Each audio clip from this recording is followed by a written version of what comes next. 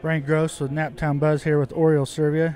Got a few quick questions for you. First one, who was your favorite driver growing up? My dad was a Spanish rally champion, and I grew up just looking up at him, and not only the way he drove, but the way he approached racing, and I learned a lot from him.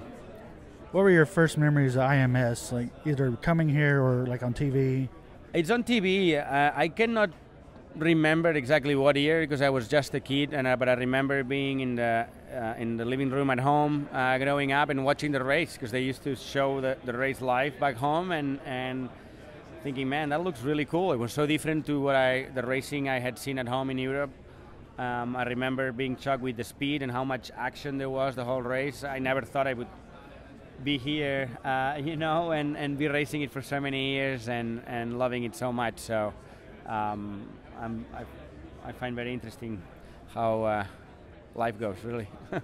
What music do you listen to either get pumped up or calm down before a race? It depends. I go on cycles. I could be listening to some old type of Catalan music to some, usually it's rock and roll. Foo Fighters usually gets me going, but who knows? Depending on that day, I could be listening to something completely different. And probably the hardest question I have, say you go out of the race on Sunday. Of the other 32 drivers, who would you be rooting for?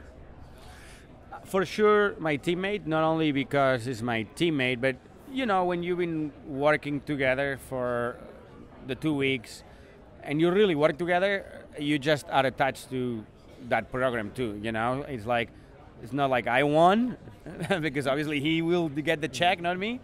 But you feel like a lot of the decisions were taken together and you feel part of that, So first choice would be Graham for sure. Thank you. All right, thanks.